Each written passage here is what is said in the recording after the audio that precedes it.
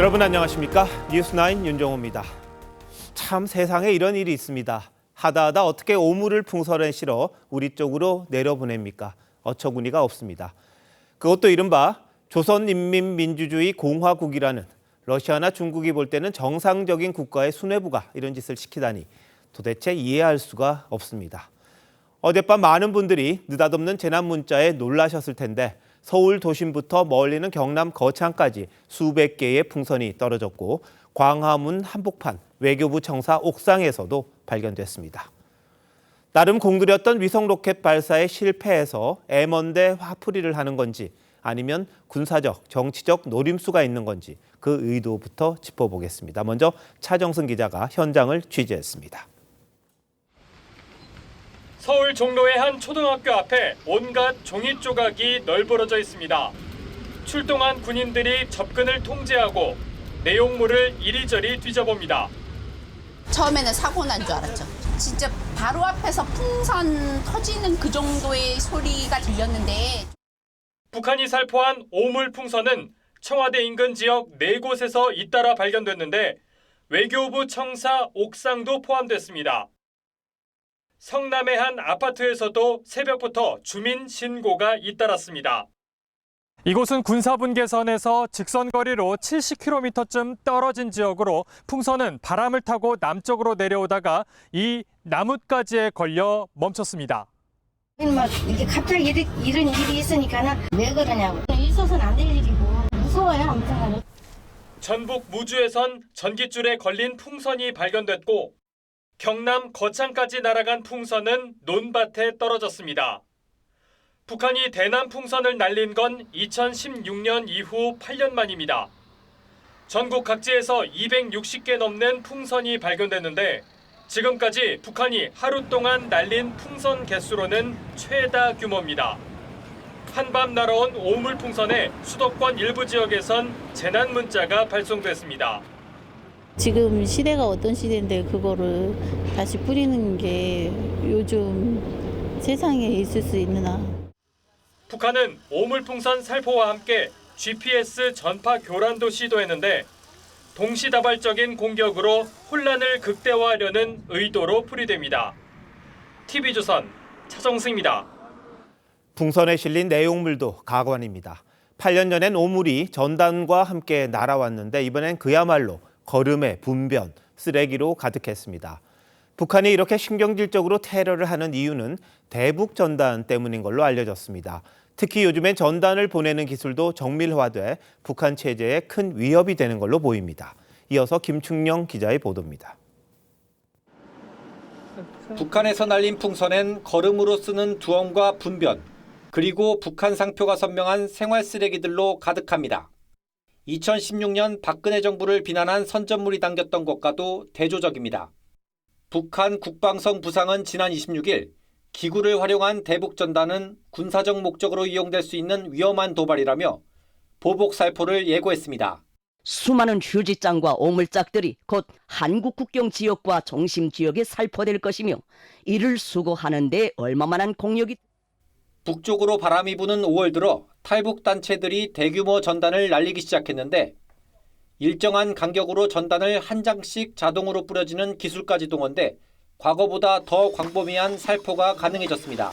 기계로 이렇게 살포하면서 저기 지역까지 이렇게 침투된다고 생각하면 굉장히 체제 위협이라고 느낄 것 같습니다.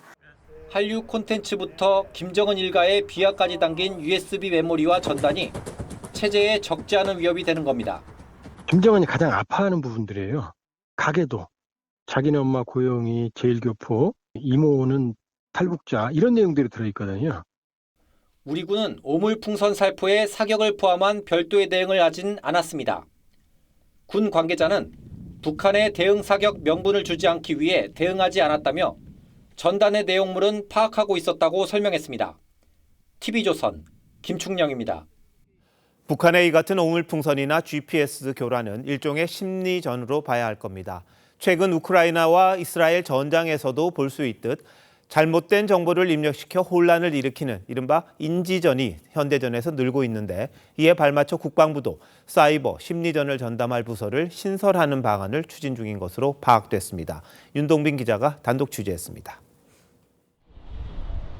이스라엘군 드론이 가자 지구에 뿌린 전단지가 하늘을 뒤덮습니다. 공격이 시작되니 남쪽으로 대피하라는 내용이 담겼는데 무장단체 하마스와 주민들을 분리시키기 위한 심리전의 일환입니다. 우크라이나전에선 AI 딥페이크 기술을 활용해 젤렌스키 대통령이 일부 지역을 러시아에 반환했다는 가짜 뉴스가 유포됐습니다. Спочатку я вирішив повернути Донбас. Настав час. 잘못된 정보를 주입해 인간의 두뇌와 심리에 혼란을 일으켜 전쟁 의지를 꺾는 인지전이 현대전에서 부각되자 우리 군도 대응에 나섰습니다.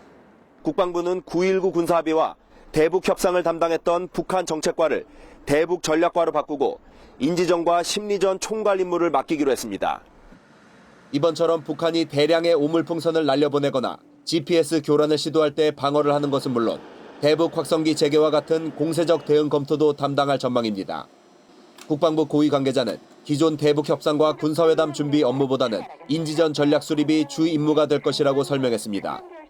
TV조선 윤동빈입니다. 북한 김정은 위원장이 정찰위성 2호기 발사 실패를 이례적으로 직접 알렸습니다. 비난 여론에 맞서 정당한 우주 개발임을 부각하려는 의도로 보입니다. 북한은 그러면서 우리 군의 대응 훈련을 용서 못할 도발이라고 비판했고 유엔 회의에선 남한이 더 이상 동족이 아니라고 합니다. 신은서 기자가 보도합니다. 김정은 위원장이 환호를 받으며 국방과학원에 입장합니다. 기념연설을 통해 전달 정찰위성 발사가 실패했다고 밝혔습니다. 우리는 실패의 겁을 먹고 위축될 것이 아니라 더 크게 분발하게 될 것입니다. 위성 발사 실패를 대외 매체에만 알렸던 지난해와 달리 주민들이 보는 TV와 신문에 김정은의 입을 통해 전한 겁니다. 그러면서 김정은은 우리 군에 화살을 돌렸습니다. 스텔스기인 F-35A 등의 훈련을 두고 좌시할 수 없는 도발이자 용서 못할 불장난이라고 했습니다. 국경 부근과鄰근 해역 및 공역에서 저들의 군사력을 시위함에 있어서 최대의 기록을 돌파하고 있습니다. 자신들의 위성 발사에 정당성을 부여한 건데 유엔은 명백한 안보리 결의 위반이라고 규탄했습니다. Any launch by the DPRK using ballistic missile technology is contrary to relevant Security Council resolutions. 북한은 유엔 군축회의에선 한국은 교전국이며 더는 동족이 아니라고도 했습니다. 완전한 절연을 국제적으로도 표명을 하는 단계로 왔다라고 남북 관계를 형식적으로라도 유지하는 것 자체가 이익이 없다라고 보는 거고. 북한은 지난해 말부터 남북 관계를 교전 중인 관계로 규정하고 있습니다. TV조선 신은서입니다. 별다른 메시지 없이 오물로 가득 찬 풍선 260여 개를 날려보낸 북한의 이번 테러 어떻게 봐야 할까요? 외교안보팀의 이태영 기자에게 북한의 의도, 전단 테러의 위험성 한번 물어보도록 하겠습니다. 자, 이 기자 전국적으로 살포된 풍선 대부분 수거가 된 거죠, 지금은? 네, 그렇습니다. 서울 도심에도 꽤나 많이 떨어졌는데요. 수거 과정에서 저희 취재진이 그 일부 내용물을 확보했습니다. 지금 혹시 모르는 상황에 대비해서 이렇게 밀봉을 했는데 여기 보시면 이렇게 가루비누라고 적힌 포장지입니다. 북한에선 세탁세제를 이렇게 부르는데요. 이 내용물 자체에 특별한 의미나 메시지가 있기보다는 흔한 생활 쓰레기를 살포했다고 보면 될 것 같습니다. 그냥 쓰레기를 그냥 모아서 보낸 거 이렇게 봐야 되겠네요. 네, 그렇습니다. 자, 그런데 여기에 쓰레기나 오물 대신 만약 폭발물 아니면 화학 무기 이런 것들이 담겨 있으면 좀 위험한 것 아닙니까? 어떻습니까? 네, 저희가 그 단독 입수한 사진 보면서 설명을 드리겠습니다. 이 사진을 보면은 이 북한이 날린 오물이 이렇게 옥상 위에 떨어져 있는데요. 이 장소가 다름 아닌 외교부 옥상입니다. 바로 뒤로 정부 종합청사 옥상도 보이고 그 1km 전방에는 저기 빨간색으로 표시를 했는데 이 청와대까지 있습니다. 말 그대로 이 대한민국 심장이 오물 테러를 당한 셈인데 만약 폭탄이나 생화학 무기가 실렸다면 큰 인명 피해로 이어질 수도 있었습니다. 자, 근데 풍선에 대해서 군 차원의 대응이 없었지 않습니까? 왜 그랬던 거죠? 네, 그 대남 전단과 관련한 군 대응 매뉴얼이 있다고는 합니다. 특히 접경 지역에서는 웬만하면 발포를 하지 않는데 네. 이 분쟁을 노리는 북한의 대응 사격의 명분을 주기 때문입니다. 다만 그 화학 무기와 같은 위험물이 실린 걸로 파악이 되면은 곧바로 군사적 대응을 하게 되는데요. 북한의 의도 자체가 국내에서 대북전단 반대 여론을 높이고 또 군사적 대응을 유도해 도발 명분을 쌓기 위한 것인 만큼 대통령실은 침착하게 대응하겠다는 입장입니다. 자, 제일 궁금한 게 북한이 왜 오물만 이렇게 넣어서 보냈냐 이거거든요. 어떤 의도일까요? 네, 그 북한이 이 대남 선전선동과 혼란을 야기할 때 이 8년 전처럼 정부를 비난하는 전단을 날려봤자 효과가 없다는 거를 스스로 알고 있습니다. 그래서 대북 전문가들은 북한이 탈북민이나 대북 전단을 모두 싸잡아 쓰레기로 간주하는 점에 주목을 하는데요. 이달 초 탈북 단체를 중심으로 대북 전단을 보낸 걸로 알려졌는데 이 북한의 표현을 빌리자면 너절한 물건짝들이 남쪽에서 날라오니 그에 상응한 대응으로 우리는 오물을 살포하겠다 이렇게 보면 될 것 같습니다. 네. 자, 그런데 북한이 풍선 날리면서 GPS 교란도 했단 말이죠. 그건 어떤 의도일까요? 네, 그렇습니다. 일단 우리의 군사 장비는 이를 방어할 수 있기 때문에 큰 피해는 없었습니다. 하지만 이 접경지에 있는 민간인들 같은 경우에는 내비게이션이나 휴대전화의 일부 교란이 있었다고 하는데요.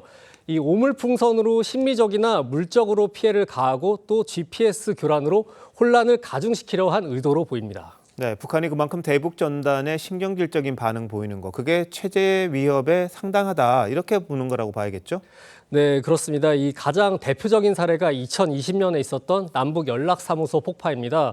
이 당시 김여정이 대북 전단 때문에 폭파한다고 발표까지 했었는데요.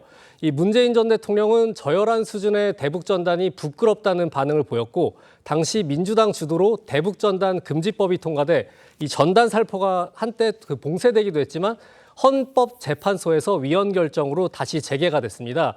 이 지금 대북 전단에 담겨 있는 K-팝이나 한류 콘텐츠가 이 북한의 MZ세대라고 볼 수 있는 장마당 세대에 상당한 영향을 주기 때문입니다. 네, 이번 오물 테러가 8년 만이라고 하는데 북한의 도발이 좀 정도를 넘어서는 거 아니냐 이런 생각이 좀 듭니다. 이 기자 잘 들었습니다.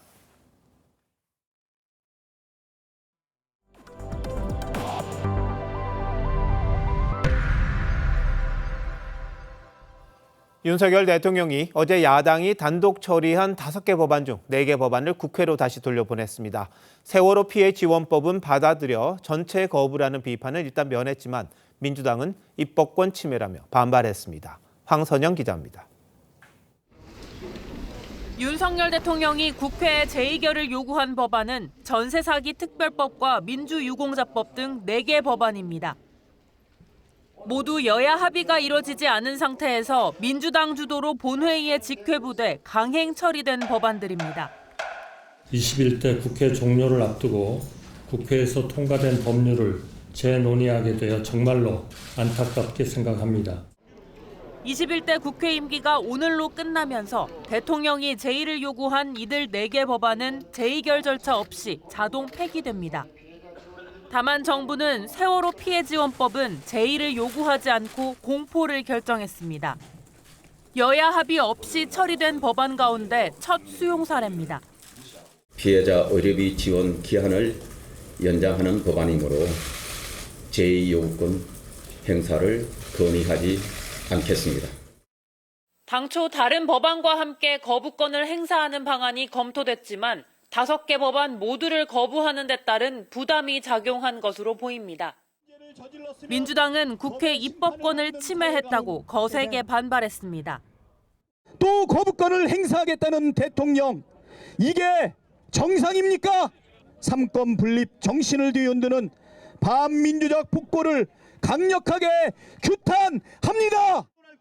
그러면서 대통령이 거부권을 행사한 법안들에 대해 22대 국회 때 재추진하겠다고 밝혔습니다.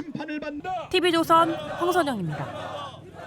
이재명 민주당 대표가 다시 한번 여권을 향해 양보 정치 공세를 폈습니다.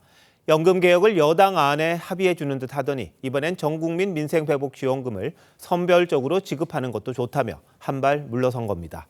반면 당내 이슈가 된 당원 권한 강화는 밀어붙여 한편으론 중도를 견인하고 내부적으로는 기반을 강화해 차기를 대비하는 모습입니다. 최원희 기자입니다. 민주당 이재명 대표가 전 국민에게 민생회복지원금을 25만 원씩 일괄 지급하겠다는 기존 입장을 고집하지 않겠다고 했습니다. 소득에 따라 차등을 두는 방식도 받아들이겠다는 건데 이를 논의하기 위해 윤석열 대통령과의 회동을 제안했습니다. 보편적으로 동일한 지원을 하라라고 요구했지만 굳이 이게 어렵다면 차등 지원도 저희가 수용하겠습니다. 연금 개혁에 이어 또다시 양보하는 제스처를 보이며 정부 여당을 압박한 겁니다. 정책 유연성을 갖춘 수권정당 이미지를 내세우며 정쟁 이슈에만 몰두한다는 비판도 희석시키려는 의도로 보입니다. 여당은 추가 예산 편성은 어렵다며 즉각 거부했습니다. 민주당은 또 의원들만의 투표로 뽑던 국회의장과 원내대표 후보 경선에 권리당원 투표를 20% 반영하는 방안도 사실상 확정했습니다. 우원식 의원의 국회의장 경선 승리로 불거진 당원 탈당 사태에 대한 수습책의 일환입니다. 의원님들의 고민이 충분히 반영되면서 하지만 당원들의 의사가 결정적인 역할을 할 수 있는 정도의 숫자라고만 말씀드리겠습니다. 당원권 강화를 명분으로 사실상 이재명 대표의 당내 장악력을 높이려는 조치란 해석과 함께 강성 지지층의 입김에 당이 휘둘릴 수 있다는 우려도 나옵니다. TV조선 최원입니다. 한동훈 국민의힘 전 비상대책위원장이 제기한 지구당 부활 논의가 본격화하고 있습니다. 돈 먹는 하마라는 오명 때문에 20년 전 사라졌지만 현실적인 문제들이 하나둘 나오면서 여야 모두 재건해야 한다는 주장입니다. 문제는 없는지 이채림 기자가 취재했습니다. 국민의힘 한동훈 전 비대위원장은 최근 총선에 출마했던 인사들을 만나 지구당 부활 필요성을 언급했습니다. 총선 참패의 원인으로 꼽히는 취약한 지역 조직을 재정비하자는 건데 나경원, 윤상현 의원 등 다른 당권 주자들도 지구당 부활에 한 목소리를 내고 있습니다. 제가 4년 원외위원장 해보니까 너무나 이 지구당 제도가 제대로 부활되어야 되겠다라는 생각을 하고요. 반면 홍준표 대구시장은 원외 인사들의 표심을 겨냥한 거라며 반대 입장을 냈습니다. 민주당에선 김영배 의원이 내일 지구당 부활 법안을 발의할 계획입니다. 2022년 당대표 출마 당시 이재명 대표도 공약했던 내용입니다. 지구당 부활도 우리 중요한 과제입니다. 중앙당의 하부 조직인 지구당은 과거 한나라당 불법 정치자금 수수 논란 때 금권 정치의 모금 통로란 비판을 받고 2004년 폐지됐습니다. 이후 각각 당원협의회, 지역위원회 형태로 지속됐지만 공식 조직이 아니어서 중앙당으로부터 지원을 받지 못합니다. 원외 인사들이 운영할 경우 재정과 인력 운영에 어려움을 겪을 수밖에 없습니다. 다만 금권 정치의 폐단이 반복될 수 있다는 우려를 어떻게 불식시킬지는 넘어야 할 과제입니다. TV조선 이채림입니다. 국방부가 해병대원 순직 사건 수사 기록을 경찰에서 다시 받던 날 윤석열 대통령이 이종섭 당시 국방장관과 3차례 통화한 걸로 드러났습니다. 대통령실 핵심 참모, 정부 고위 관계자들과도 여러 차례 통화했는데 수사 외압 의혹을 뒷받침하는 근거라고 야당 측은 주장하고 있습니다. 하지만 이 전 장관 측은 대통령과의 통화는 수사와 전혀 관계가 없다고 반박했습니다. 김도영 기자가 보도합니다. 해병대 수사단이 경북경찰청에 최상병 순직 사건 수사 기록을 넘긴 시점은 지난해 8월 2일 오전 11시 50분쯤입니다.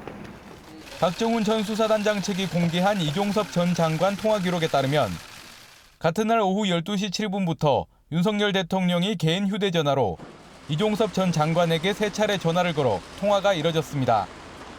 통화를 전후에 박 전 수사단장은 해임 통보를 받았고 저녁 7시 20분쯤 그는 사건 기록을 경북경찰청에서 회수했습니다.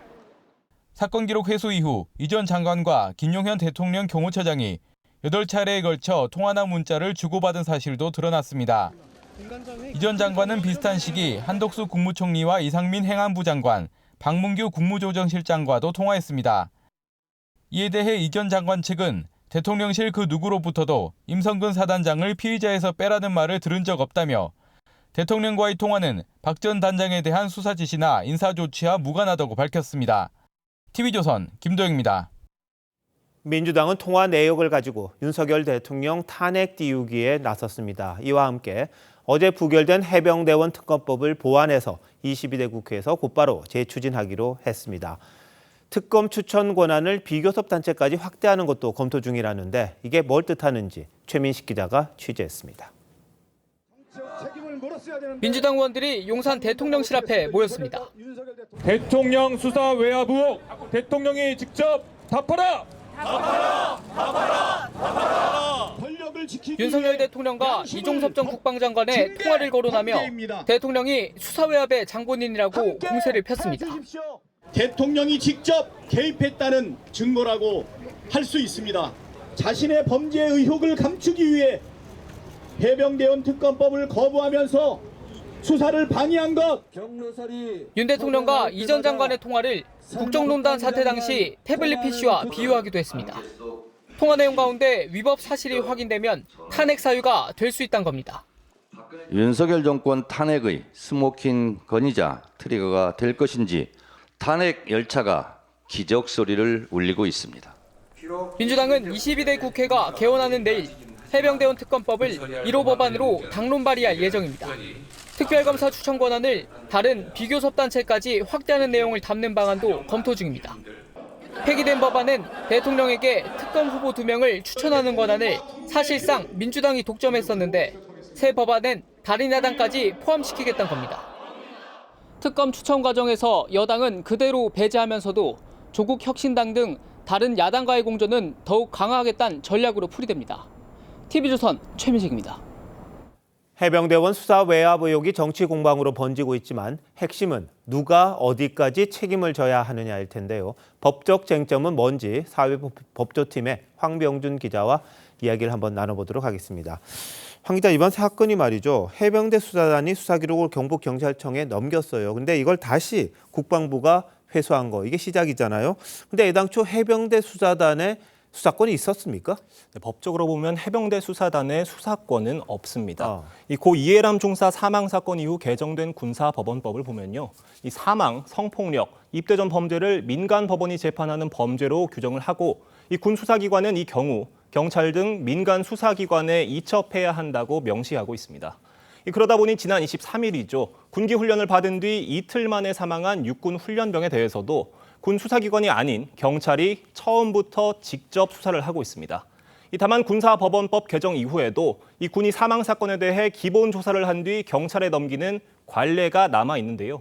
이 박정훈 전 수사단장 측은 군 수사기관이 민간 경찰의 사건을 이첩할 수 있다고 한 시행령을 근거로 이 수사 기록을 작성해 넘겼다고 주장을 합니다. 하지만 이 경우에도 경찰은 군 수사기관 자료에 법적으로 구속이 되지는 않습니다. 네, 그런데 야당이 특검법을 밀어붙이는 건 사실상 대통령을 겨냥한 거잖아요. 만약 박 전 단장이나 야당 주장대로 대통령이 경로를 했어요. 그래서 뭐 수사에 외압을 행사했다, 이렇게 가정을 한다고 치면 법적으로 어떤 혐의가 적용이 됩니까? 그 의견은 엇갈리고 있는 상황입니다. 이 야당은 해병대 수사단이 피의자로 적시한 임성근 사단장을 빼도록 했다면 직권남용에 해당한다고 주장을 하고 있습니다. 이종섭 전 장관에게 전화했다는 것은 대통령이 직접 개입했다는 증거라고 할 수 있습니다. 이 반면 군 통수권자인 대통령이 인명사고 처리와 관련해 국방장관에게 지시를 했어도 이걸 처벌하기는 어렵다는 반론도 있습니다. 국군 통수권자가 국방장관에게 뭐 어떤 얘기를 했다, 그것만 가지고서 직권에 해당된다고 말하기는 어렵거든요. 근데 아까 리포트 봤잖아요. 근데 대통령이 그 통화를 했단 말이죠. 박 전 단장 측 주장에 따르면 이종섭 전 당시 장관과 이 통화한 걸 근거로 야당에서는 외압이다, 이렇게 주장을 하는데 근거가 됩니까? 이 대통령과 국가안보실장이 국방장관과 통화하는 게 이상한 건 아닙니다. 하지만 이 통화한 날이 수사 기록 이첩과 회수, 박 전 단장에 대한 인사 조치가 이뤄진 날이라는 점에서 공교롭다는 지적이 나옵니다. 이 반면 어차피 임성근 사단장을 피의자로 적시한 해병대 수사단의 수사 기록이 넘어갔어도 경찰은 제로 베이스에서 수사를 할 텐데 이 대통령실의 고위 관계자들이 돌아가면서 이 전 장관과 통화를 한 게 쓸데없는 오해를 낳았다는 비판도 나옵니다. 네, 뭐 말 그대로 오비일학인지 아니면 긁어부스름인지 뭐 수사해보면 좀 나오겠군요. 자, 황 기자, 잘 들었습니다.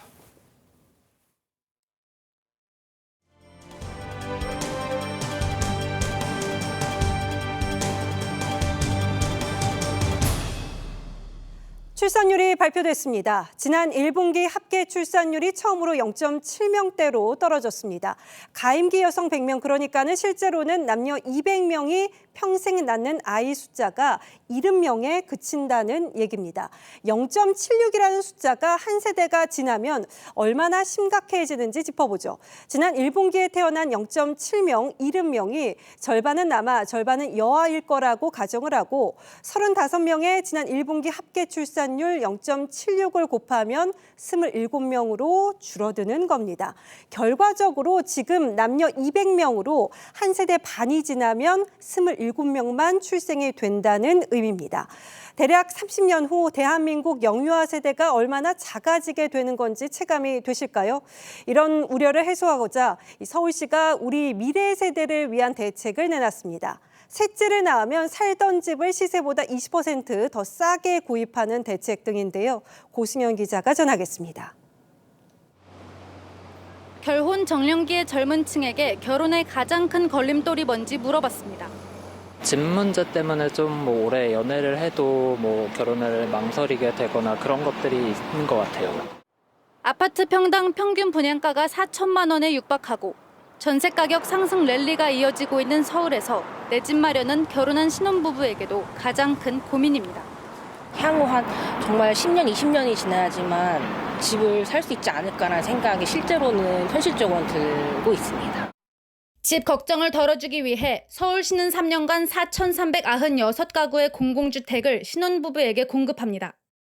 공공이 매입하는 임대주택인 매입형 1,469가구와 공공주택 사업자가 건설하는 건설형 임대주택이 927가구입니다. 자녀가 없어도 10년까지 살 수 있고 첫째 자녀 출산 시 거주기간은 20년으로 연장됩니다. 기존에는 자녀 수가 많아야 공공주택 입주가 유리했습니다. 이제는 아이가 없어도 공공주택에 입주할 수 있게 됩니다. 둘째를 출산하면 20년 후 살던 주택을 시세보다 10% 저렴하게, 셋째를 낳으면 시세보다 20% 싸게 구입할 수도 있습니다. 자녀 수가 증가할수록 더 넓은 평수의 주택으로 이사할 수 있는 기회도 제공됩니다. 서울시는 2026년부터는 매년 신혼부부의 10%에게 공공주택을 공급해 아이 낳아 키우는 동안 집 걱정 없이 안정적으로 살 수 있도록 하겠다고 밝혔습니다. TV조선 고승현입니다. 민주당 전당대회 돈봉투 재판에 이정근 전 민주당 사무부총장이 증인으로 출석했습니다. 이 전 부총장은 돈봉투를 수수하고 살포한 사실을 모두 송영길 전 대표에게 보고했다고 증언한 데 이어서 송 전 대표가 구치소에 있는 자신에게 편지를 보내서 회유와 협박을 했다고 주장했습니다. 송 전 대표 측은 이 씨가 검찰에 회유됐다며 혐의를 부인했습니다. 정준영 기자입니다. 송영길 소나무당 대표는 돈봉투 수수 혐의를 부인해왔습니다. 제가 모르는 사람들이 많기 때문에 그리고 모든 책임을 제가 지겠다고 말씀드린 것처럼. 하지만 오늘 민주당 돈봉투 사건 재판에 증인으로 출석한 이정근 전 민주당 사무부총장은 뒷돈을 받은 사실을 송 대표에게 빠짐없이 보고했다고 증언했습니다. 이 씨는 선거 캠프에 돈을 가져온 사람들은 일종의 보험을 드는 것으로 목적이 분명하기 때문에 송 대표에게 보고하는 게 관례라고 말했습니다. 이 씨는 송 대표가 회유를 시도했다는 주장도 했습니다. 일주일 전쯤 송 대표가 구치소에 있는 자신에게 편지를 보내 어떻게 증언할 것인지 확인했다며 굉장한 회유와 압박으로 느껴졌다고 했습니다. 이에 대해 재판부는 위증교사에 해당되는지는 검찰에서 수사하면 나올 부분이라고 본다고 말했습니다. 이에 대해 송 대표 측은 이 씨가 검찰에 회유돼 송 대표에게 불리한 진술을 하고 있다는 취지로 반박했습니다. TV조선 정준영입니다. 주차돼 있던 중국산 전동 스쿠터에서 화재가 발생했습니다. 배터리 폭발이 원인이었습니다. 중국산 배터리 가격이 저렴하다 보니까 스쿠터 비용 절감을 위해서 중국산 배터리 사용하는 경우가 적지 않은데요. 사고 뒤 보상도 쉽지 않은 만큼 구매 시 주의하셔야겠습니다. 류태영 기자가 단독 취재했습니다. 주택가 골목길에 소방차와 순찰차가 줄지어 출동했습니다. 지난 2일 오후 6시 30분쯤 다세대 주택 공동 현관에 세워둔 전동 스쿠터에서 불이 났습니다. 원래 은색이었던 전동 스쿠터는 원래 색깔과 형체를 알아보기 힘들 정도로 새까맣게 탔습니다. 빌라 복도가 그을렸고 주민들이 서둘러 대피하다 방범창이 파손됐습니다.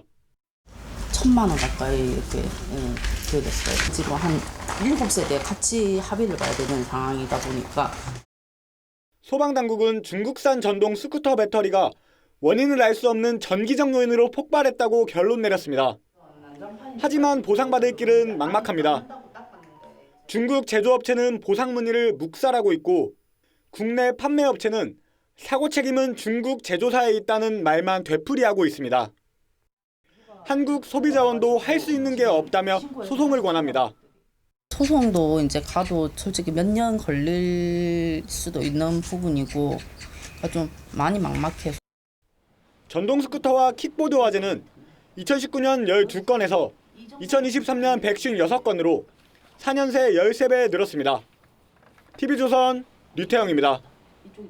음주운전자가 서 있던 차량을 친 뒤 항의하러 차에서 내린 피해 차량 운전자를 매달고 달아나는 사고가 있었습니다. 지나가던 다른 운전자가 추격한 끝에 붙잡혔습니다. 구재현 기자입니다. 빠른 속도로 달리던 SUV가 갓길에 있는 폐기물 수거 차량을 들이받습니다. 비상등을 켜고 차에서 내릴 것 같던 운전자는 상황을 파악하러 간 피해 차량 운전자를 매달고 그대로 내달립니다. 뒤따르던 차량이 SUV를 추격합니다. 피해 차량 운전자는 500m를 끌려가다 차에서 굴러 떨어집니다. 조수석 쪽에 매달려서 도와주세요라고 얘기를 하시더라고요. 아, 이건 큰일 났구나. SUV는 시흥에서 인천까지 9km를 달렸습니다. 추격하던 정 씨는 112에 신고해 도주 경로를 알렸습니다. 음주운전자는 이곳 막다른 길에 차를 버리고 1km를 더 달아나다 경찰에 붙잡혔습니다. 정 씨는 차를 버리고 달아난 음주운전자를 끝까지 뒤쫓으며 경찰 검거를 도왔습니다. 오만 생각이 다 들었던 것 같아요. 더 사고 나면 안 되는데, 다른 사람도 다치면 안 되는데 그런 생각이 좀. 경찰은 정 씨에게 감사장과 포상금을 전달했습니다. 면허 취소 수준의 만취 상태에서 운전을 한 50대 남성은 도주치상 등의 혐의로 검찰에 불구속 송치됐습니다. TV조선 구자영입니다. 지난해 전국 하수 처리장에서 마약류를 분석한 결과가 지도로 공개됐습니다. 이 필로폰이 전국에서 검출이 됐고 남미 마약 조직들이 주로 공급하는 것으로 알려진 코카인이 세종 하수 처리장에서도 처음 나타났습니다. 한국에 더 이상 마약 안전지대가 없는 것이 눈으로 확인된 것이기도 합니다. 송민성 기자입니다. 연구진이 하수 처리장에서 물을 떠 용기에 담습니다. 이 물에 특수약품을 넣고 처리해 마약 성분을 분리해냅니다. 마약 종류와 양은 물론 하수유량과 지역 인구수 등까지 고려해 1인당 마약 사용 추정량까지 알아냅니다. 식약처가 2020년부터 매년 해오고 있는 하수 기반 마약 조사입니다. 지난 4년 동안 마약이 검출되지 않은 지역은 전국 17개 주요 권역 중 단 한 곳도 없었습니다. 특히 필로폰은 모든 지역에서 나왔고 외국인이 많은 경기 시흥시와 인천 순으로 많이 사용됐습니다. 주목해야 할 건 코카인입니다. 주로 서울 등지에서 발견되다 지난해 처음으로 세종시에서도 검출됐고 사용 추정량도 1년 새 3.6배나 늘었습니다. 코카인은 주로 중남미 마약 조직이 공급 유통시킨다는 점에서 우리나라도 국제 마약 카르텔의 무대가 되는 게 아니냐는 우려가 커집니다. 세종에서 지속적으로 코카인이 이렇게 검출이 되거나 이렇게 되면 데이터라든지 이런 부분들이 조금 더 쌓아야 되지 않을까라고 생각을 합니다. 조사 결과를 바탕으로 정부는 수사기관과 함께 마약 안전망 구축에 나설 계획입니다. TV조선 송미선입니다. 요즘 유아용 식기부터 주방용품, 텀블러까지 스테인리스 안 쓰이는 곳이 없죠. 저희가 중국 온라인 쇼핑몰에서 유아용 스테인리스 식기 국산과 중국산 각각 10종을 구입해서 직접 실험해봤습니다. 물세척을 해도 까만 철가루가 묻어나오는 제품이 많았습니다. 조덕현 기자입니다.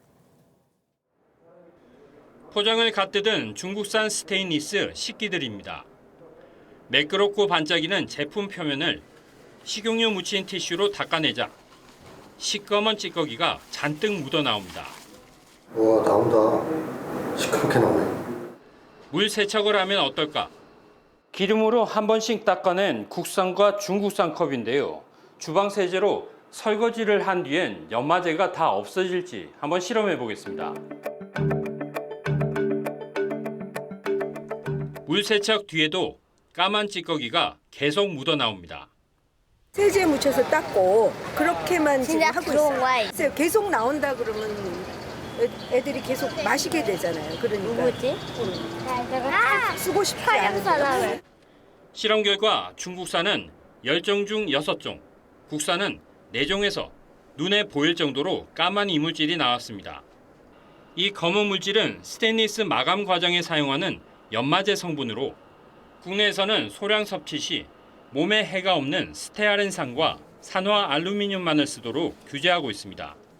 몸에 들어가서 녹을 수도 없고 우리나라에서는 정말 그것만 쓴다 그러면은 뭐 신경 안 쓰셔도 될 것 같아요. 문제는 중국산 제품의 경우 어떤 성분을 연마제로 썼는지 알 수 없다는 겁니다. 해외 영세업체들은 값싼 탄화규소를 연마제로 쓰는 경우가 많은데 국제암연구소에서 지정한 발암 추적 물질입니다. 전문가들은 새 스테인리스 제품을 쓰기 전 식용유를 묻힌 키친타올이나 철 수세미로 꼼꼼히 닦은 뒤 다시 세제로 씻어내고 쓰는 게 좋다고 조언합니다. TV조선 조덕현입니다. 올 여름은 역대 가장 더울 것으로 전망된데다가 이 동남아처럼 습한 더위가 찾아올 것으로 파악돼 걱정인 분들 적지 않은데요. 기능성 여름옷과 에어컨 같은 여름 용품들은 벌써부터 특수를 누리고 있습니다. 주재용 기자입니다. 서울의 한 가전 양판점. 최신형 에어컨과 선풍기가 줄지어 진열돼 있습니다. 올여름 동남아처럼 습한 무더위가 찾아올 것으로 예보되면서 이 매장의 이달 선풍기 판매량은 지난해 같은 기간보다 약 30% 늘었습니다. 때이른 더위로 냉방 가전을 찾는 고객들이 많아졌습니다. 선풍기, 에어컨 제품을 많이 찾고 있고요. 전화로 문의도 많이 하고 있습니다. 기능성 여름옷들도 특수를 누리고 있습니다. 예년보다 빨리 찾아온 무더위에 최근 2주간 냉감 소재로 만든 여름용 의류 판매량은 작년 같은 기간보다 약 30%가량 늘었습니다. 뭐 시원한 뭐 바지 같은 거나 좀 사고 뭐 에어컨 같은 그런 거나 좀 준비해야지. 수박과 참외 등 제철 과일과 아이스크림을 찾는 사람도 늘었습니다. 이게 6월 날씨 같아요. 6월 달. 더울 때는 너무 햇빛이 강렬하고 그래서 그냥 참외가 먹고 싶어서 사실 참외가 찬 성질이라 그래서. 유통업계도 예년보다 일찍 과일과 물놀이 도구, 살충제 같은 여름용 제품 행사에 들어가며 본격적인 손님 맞이에 나섰습니다. TV조선 주재용입니다. 윤석열 대통령이 국빈 방한한 모함마드 UAE 대통령과 정상회담을 가졌습니다. 두 나라는 자유무역 협정의 일종인 포괄적 경제 동반자 협정을 체결했습니다. 모함마드 대통령은 이명박 전 대통령과도 만났는데 두 사람의 오랜 인연과 정상회담의 성과를 조성호 기자가 정리했습니다. 서울 하늘의 공군 블랙이글스가 아랍에미레이트 국기색 연기를 뿜으며 공중사열을 합니다. 윤석열 대통령이 대통령실 잔디마당에서 열린 환영 행사에서 국빈 방문 중인 무함마드 UAE 대통령을 영접하고 의장대를 사열했습니다. 정상회담에서는 아랍 국가 중에선 처음으로 자유무역협정의 일종인 포괄적 경제 동반자 협정, 세파를 체결했습니다. 10년에 걸쳐 수출입 품목 종류별 기준 관세의 90%가 없어집니다. 우리나라의 자동차와 농축산물, UAE의 원유와 대추야자가 혜택을 봅니다. UAE 국부펀드 300억 달러 투자도 재확인했습니다. 모하메드 대통령은 UAE 국부펀드와 투자기관의 이러한 결정이 결국 UAE가 한국 경제를 얼마나 신뢰하는지 잘 보여준다고 이야기하였습니다. 검은색 SUV 행렬이 주택가 도로를 가득 메웠습니다. 회담을 마친 무함마드 대통령이 이명박 전 대통령 사저를 찾았습니다. 아크부대 파병과 바라카 원전 수주로 연을 맺은 두 사람은 참모들의 박수 속에 포옹하며 어깨동무를 했습니다. 이 전 대통령은 친애하는 친구의 방문을 환영한다는 문구를 문위에 걸어 손님을 맞이했습니다. 방한한 외국 정상이 퇴임한 지 10년 넘은 전직 대통령 자택을 찾은 건 상당히 이례적인 일입니다. 무함마드 대통령은 왕실 요리사가 조리한 13가지 음식을 이틀에 걸쳐 이 전 대통령 자택에 보내기도 했습니다. TV조선 조성호입니다. 검찰 중간 간부 인사가 오늘 있었는데 이른바 김 여사 사건을 담당하는 부장검사들은 모두 유임됐습니다. 쌍방울 대북송금 수사팀 지휘부는 남았고 문재인 전 대통령의 전 사위를 수사하던 라인들은 모두 교체됐습니다. 이번 인사가 어떻게 이루어진 건지 권영석 기자가 정리했습니다. 법무부가 검찰의 허리에 해당하는 차장 부장검사급 514명에 대한 인사를 단행했습니다. 김 여사 사건을 지휘할 중앙지검 1차장 검사와 4차장 검사에는 각각 박승환 법무부 정책기획단장과 조상원 대구지검 2차장 검사가 낙점됐습니다. 조 차장 검사는 이창수 중앙지검장이 성남지청장일 때 이재명 민주당 대표의 성남FC 불법 후원금 의혹을 함께 수사했습니다. 김 여사 명품 수수 논란 전담 수사팀인 김승호 형사 1부장과 도이치모터스 주가 조작 사건을 맡고 있는 최재훈 반부패 2부장은 유임됐습니다. 지난 13일 중앙지검장과 차장검사 4명이 모두 교체됐지만 핵심 수사 라인은 유임된 만큼 관련 수사는 차질 없이 진행될 전망입니다. 어느 검사장이 오더라도 수사팀과 뜻을 모아서 원칙대로 수사할 것입니다. 저는 우리 검사들을 수사팀을 믿습니다. 수원지검의 쌍방울 불법 대북송금 수사 라인도 자리를 지켰습니다. 반면 문재인 전 대통령 전 사위의 특혜 채용 의혹을 수사해온 이승학 전주지검 형사 3부장은 중앙지검 반부패 3부장으로 자리를 옮겼습니다. 후임에는 금융수사 경험이 많은 한현규 부장검사가 임명됐습니다. TV조선 권영석입니다. 중국의 민주화 시위天安문 사태 발생 35주년이 일주일도 남지 않았는데요. 홍콩 경찰이 기념 시위를 준비해온 활동가들을 선동 혐의로 체포했습니다. 새 국가보안법을 적용한 첫 사례입니다. 김주영 기자입니다. 촛불을 들고 행진하는 저명한 민주운동가이자 변호사인 차우항투. 매년天安문 사태 희생자들을 애도하는 대규모 촛불 집회를 조직했던 인사인데 이미 2년 전부터 수감 상태입니다. I think it's the government, it's the national security law that's destabilizing Hong Kong. 현지 시간 28일 홍콩 당국은 차우항퉁에게 새 국가보안법에 따른 선동 혐의를 추가 적용하고 다른 5명을 체포했다고 밝혔습니다. 違反咗維護國家安全條例入邊第24條嘅係煽動意圖嘅相關罪行。 홍콩 당국은 이들이 다음 달 4일天安문 사태 35주년을 앞두고 SNS에서 홍콩과 중국 정부에 대한 증오를 조장했다고 설명했습니다. 수감된 차우가 다른 이들을 통해 반복적으로 글을 게시했다는 겁니다. 유죄가 확정되면 최고 징역 7년을 받을 수 있습니다. 앞서 지난 3월 홍콩 입법회는 국가분열과 전복, 외국 세력과 결탁 등 39가지 안보 범죄에 대해 최대 종신형에 처할 수 있는 홍콩판 국가보안법을 통과시켰습니다. 새 국보법은 법안 문구가 모호해 홍콩 여행자들도 유의해야 한다는 우려가 나오고 있습니다. TV조선 김주영입니다. 미국에서 완전 자율주행 시스템으로 달리던 테슬라 차량이 달리는 기차와 충돌할 뻔했습니다. 이 차의 운전자는 완전 자율주행 시스템이 정지 신호를 감지하지 못했다고 주장해 안전성 논란이 일고 있습니다. 이정민 기자입니다. 안개 속에서 한 차량이 달립니다. 철도 건널목을 지나는 열차가 보이지만 차는 그대로 돌진합니다. 운전자가 급히 운전대를 꺾으면서 간신히 기차와의 충돌을 피합니다. 현지 시간 8일 미국 오하이오주에서 완전 자율주행 모드 FSD로 달리던 테슬라 차량입니다. 이 차의 운전자는 지난 1년 동안 2번이나 이런 일이 있었다며 테슬라 자율주행 시스템이 정지 신호와 달리는 열차를 인식하지 못했다고 주장했습니다. 영상이 확산되자 테슬라 자율주행의 안전성 논란이 또다시 불거졌습니다. I don't feel comfortable using autonomous driving in construction zones and areas like that that are very non-standard.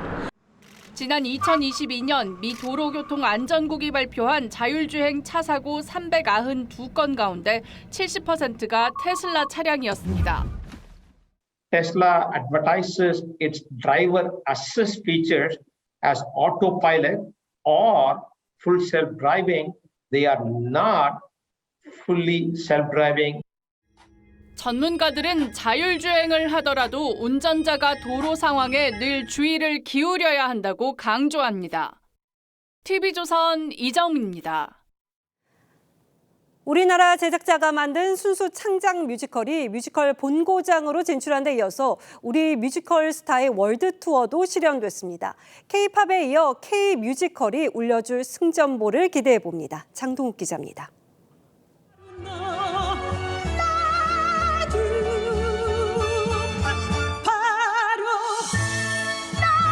라디움 발견으로 노벨상을 수상한 여성 과학자 퀴리를 다룬 뮤지컬 마리 퀴리가 뮤지컬의 본고장 영국 런던 웨스트엔드의 장기 공연을 준비하고 있습니다. 우리 순수 창작 뮤지컬이 웨스트엔드에서 장기 공연에 나서는 건 최초입니다.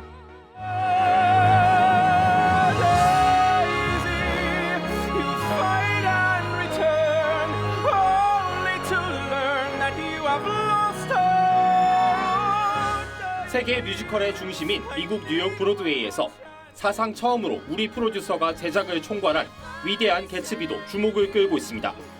화려한 무대와 의상으로 토니상 후보에도 올랐고 매주 18억 원에 가까운 매출을 올리고 있습니다. 좋은 창작 뮤지컬을 만들어서 전 세계 관객들한테 선을 보이려고 하면 브로드웨이와 웨스트엔드죠. 여기를 진출해서 성공이 돼야지 전 세계 확장이 돼 있기 때문에.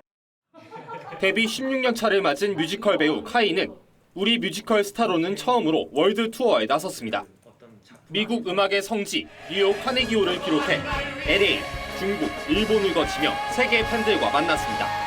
대서양을 건너서 새로운 만남을 갖는다는 건 가치 있는 일이라고 생각을 합니다. 그래서 제 뒤를 따르는 그 누군가가 뮤지컬계의 BTS가 될 수도 있고. K-팝에 이어 K-뮤지컬이 새로운 한류 문화 선도를 위해 치열하게 경쟁 중입니다. TV조선 장동우입니다. 야구 팬들이 깜짝 놀랄 수준의 대형 트레이드가 성사됐습니다. 출전 시간이 적다며 스스로 방출을 요청해 논란을 빚었던 박병호가 삼성 유니폼을 입게 됐고 KT는 OJL 카드를 선택했습니다. 이다솜 기자입니다. 9회 말 대타로 타석에 선 삼성 OJL이 초구를 받아쳐 좌중간 담장을 넘깁니다. 열흘 만에 홈런으로 동료들의 축하를 받았지만 경기를 마친 OJL은 서울로 가는 택시를 타야 했습니다. 삼성과 KT는 어젯밤 동갑내기 거포 OJL과 박병호의 맞트레이드를 발표했습니다. 짐도 다 못 챙기고 일단 서울로 올라왔는데 솔직히 없다면 거짓말인데 그래도 이게 프로의 세계에서 뭐 어쩔 수 없는 거니까. 출전 시간에 불만을 제기하며 KT 구단에 방출을 요청했던 박병호는 푸른색 유니폼을 입고 라이온즈 파크에 등장했습니다. 계약 기간이 남은 선수의 이례적인 방출 요청에 KT 구단은 크게 당황했지만 2군에 방치하는 등 괘씸죄를 적용하기보다는 베테랑과의 아름다운 이별을 선택했습니다. 제가 자리를 하나를 차지하면서 좀 방해를 하는 것 같다라는 생각도 들고. 38세 동갑내기 두 선수는 한국 야구를 대표하는 거포로 활약했지만 올 시즌은 기대에 부응하지 못하고 있습니다. 이번 트레이드를 계기로 반등을 다짐한 가운데 삼성 유니폼을 입고 6번 지명타자로 선발 출전한 박병호는 키움을 상대로 4회 장외 홈런이 날리며 첫 경기부터 기대감을 높였습니다. TV조선 이다솜입니다.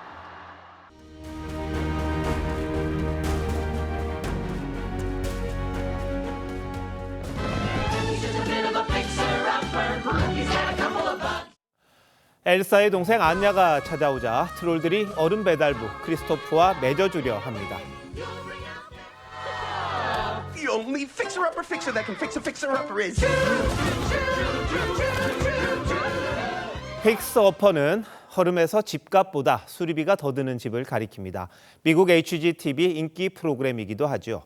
주한미군 아버지와 한국인 어머니 사이에서 태어난 리모델링 디자이너가 남편과 함께 진행합니다. Do what I love best, which is really help the homeowners with.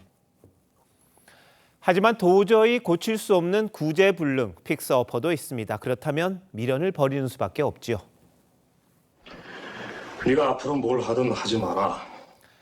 어제 21대 마지막 국회 풍경이 그런 지경이었습니다. 민주당은 셀프 특혜 논란에 쌓인 민주화 유공자법을 비롯해 5개 법안을 일방 처리했습니다. 그중 넷은 대통령이 거부권을 행사했습니다. 그럴 줄 알면서도 마지막 날 굳이 처리한 건 거듭 거부권 행사를 누적시켜 대통령을 몰아붙이겠다는 뜻이겠죠. 22대 국회에서 새로 처리하면 또 그만큼 정치적 효과가 커질 테니까요. 해병대원 특검법 재의결은 여당 찬성표가 많지 않아 부결됐습니다. 국민의힘은 특검 저지에 온 힘을 쏟느라 상임위를 사실상 보이콧했습니다. 그 바람에 여야 이견이 거의 없는 민생 법안들이 줄줄이 폐기됐습니다. 모성보호 3법, 방사성 폐기물법, 반도체 세액 공제 연장법, 유통산업발전법, 구하라법 등입니다. 집권당이 국민 실생활과 국가 경제에 기묘한 법안들을 정쟁 도구로 삼아 거부한 거나 다름없습니다. 21대 국회는 민주당의 입법 폭주, 대표 방탄으로 날을 지샜습니다. 그 대미를 국민의힘이 민생 입법 방해로 장식했습니다. 사상 최악의 괴물국회입니다.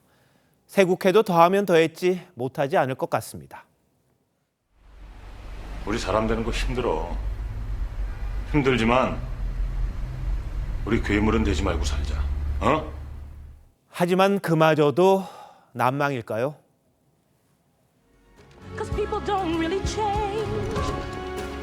5월 29일 앵커 칼럼 오늘 어떻게 국회가 변하니였습니다.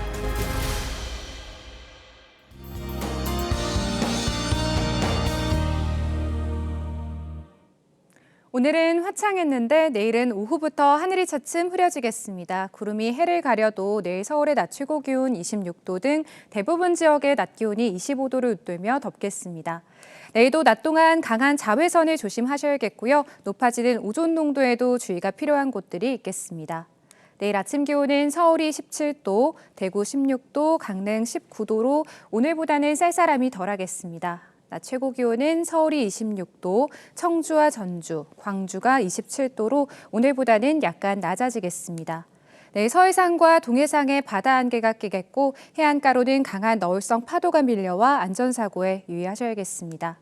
모레는 제주도에, 토요일에는 강원과 경기 동부, 충북 북부와 경북에 가끔 비가 내리겠습니다. 날씨였습니다. 5월 29일 수요일 뉴스9 마칩니다. 시청해주신 여러분 고맙습니다.